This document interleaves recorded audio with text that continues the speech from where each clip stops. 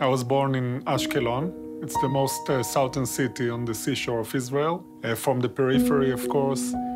Right-wing family, Orthodox, religious. They voted for the Mafdal, the religious party. I was part of Bnei Akiva, and I was actually raised in schools and after that in a yeshiva of national Orthodox Jews in Israel. The rabbis that I was in their yeshiva, Rabbi Chaim Druckmann, supporting, of course, occupation and supporting Jewish supremacy. I started to think about those views. The Rabbin Association was maybe the turning point. It was the first time that I really felt more connected to the left-wing political camp in Israel. But I must say that my family was really sensitive to social justice. My father grew up in Ashkelon in a very poor neighborhood, and my mother was in Shchunat Hatikva, a very poor neighborhood in Tel Aviv.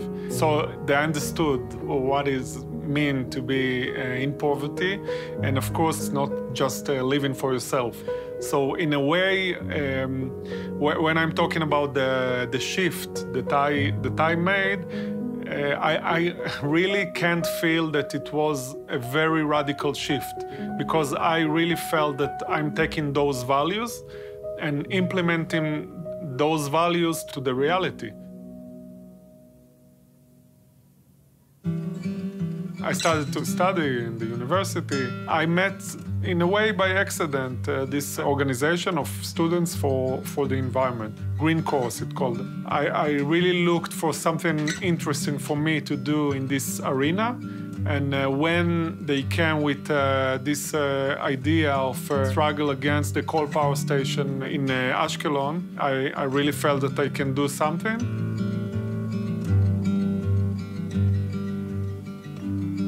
I led this struggle. Every Friday, we came to Ashkelon and we talked with people, telling them about this program, the coal power station. I understood that if we can make this fire of people, bring the people together to shout against it, it can make a difference. For me, this campaign of the coal power station was the first time that I came back to Ashkelon and saw it in a new way.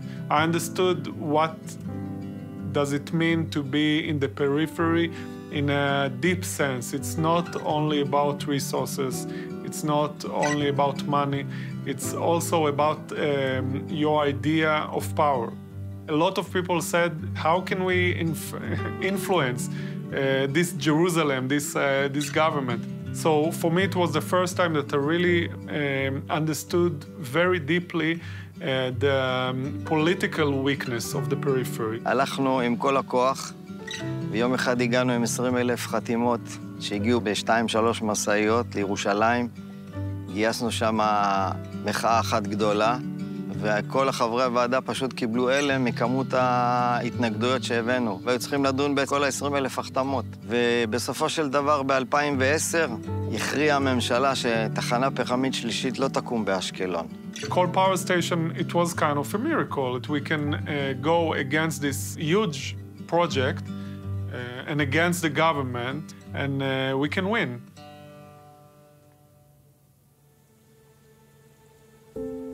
The children of Israel are not born equal. There is a very big gap in terms of education, in terms of economy, and for health. We told ourselves that we want to do something that can make an impact. We established this notion of the peripheries movement. ישראל מכילה שתי מדינות. יש מדינה מאוד מפותחת, אומת הייטק, מדהימה, ויש מדינת עולם שלישי. בישראל הפערים הם מאוד מאוד גדולים, וסביב השאלה הזאת בעצם נוצר חיבור שניסה בעצם להגיד, רגע, בואו נמצא את המקומות המשותפים שלנו, שהם לא מפלגתיים, נאחד את הכוחות שלנו, וזה דבר שאבי אמר לי, והוא נחרט, אנחנו צריכים ללכת ביחד. צריכה להיות פה הליכה משותפת של כל מי שנמצא במרחב שלנו, כדי שאנחנו באמת נוכל לעשות איזשהו שינוי.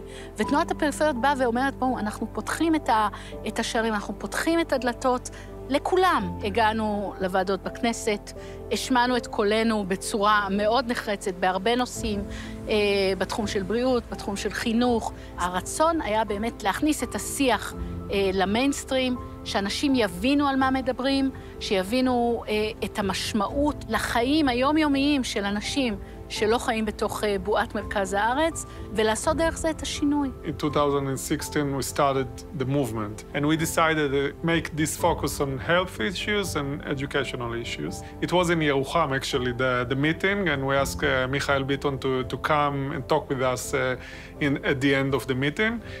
And we told him we just decided that our campaign will be educational. And he said, okay, I just decided or thought about this idea of making this campaign in education. So, of course, we decided to do it together. אבי ועוד כמה חבר'ה, כולל חבר'ה ירוחמים, הקימו את תנועת הפריפריות, ובעצם גיבשנו את המאבק הזה ביחד, ואמרנו בוא נעשה צעדת השוויון. ויצאנו בעצם למסע הזה ברחבי ישראל.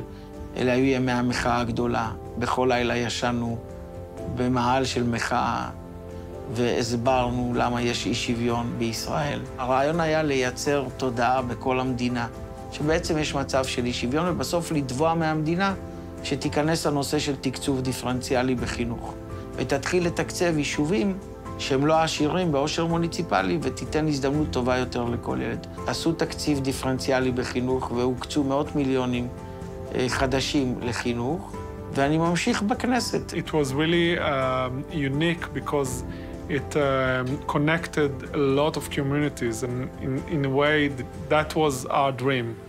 We have to go together in order to achieve something deep.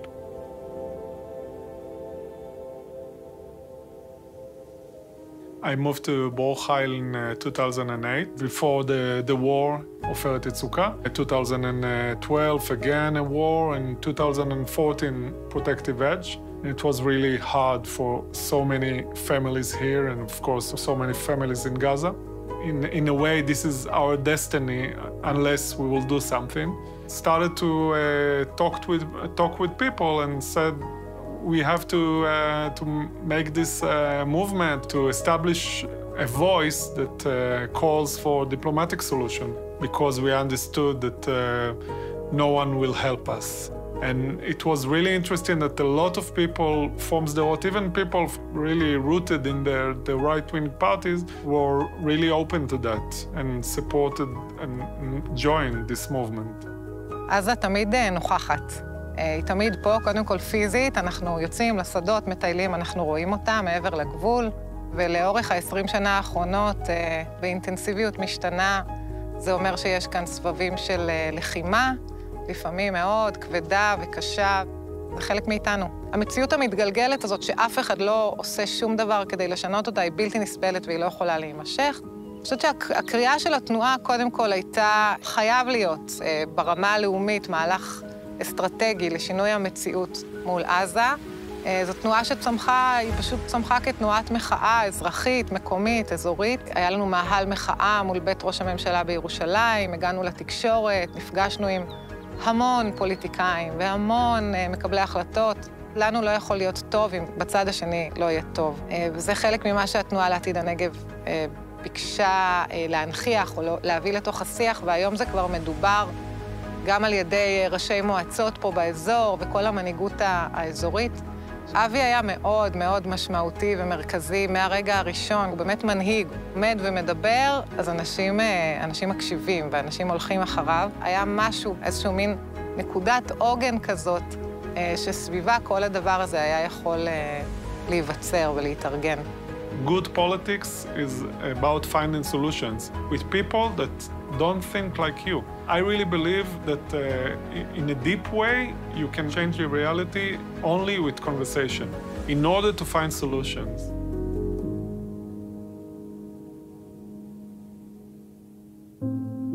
There was this offer to come and work with the rabbis for human rights. I really believed in this mission.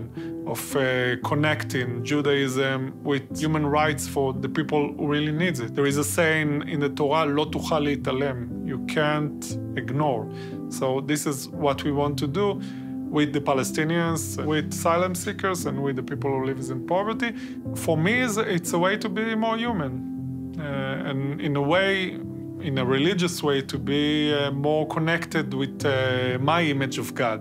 We've come to say, that's our organization's message, if you like, there is a version of Judaism and an understanding of Jewish values, which is not about restricting the rights of one's neighbor and making their lives impossible, but actually is about opening up possibilities for partnership and for everybody to flourish. Another thing we do is in the area of the ever-increasing poverty gap within Israeli society and other questions of elementary rights, trying to raise a Jewish rabbinic voice on these crucial questions. Avi has already managed to have a transformational impact on our organization. He has broadened in a significant way the scope, the range of our activities, and given us the possibility to dream about even more significant inroads into Israeli society. הוא תמיד יודע לתת את המקום, ובאמת היכולת של אבי להתעלות מעל הסיפור המפלגתי, או מעל ההשתייכות המפלגתית, ולראות אנשים לחבר בצורה מאוד אמיתית, זה נדיר. מאוד. הוא מסוגל לבנות דיאלוג והסכמות ואת הערך של חיים משותפים. לאבי גם יש אישיות מחברת, משתפת, יוצרת אנרגיות חיוביות. כשיש לך את האישיות הזאת, כל תחום שהוא ייקח ברמה חברתית לסייע, הוא תמיד יצליח. יש לו תפיסה של אי אפשר לעשות שום דבר לבד. זאת אומרת, בן אדם אחד לא יכול לחולל שינוי. In the time that Avi has been in charge of Rabbis for Human Rights, the membership base of our organization has more than quadrupled in size. Avi is a rare combination of somebody with a strong grassroots commitment who is also willing and able to stand at the front and provide direction and leadership.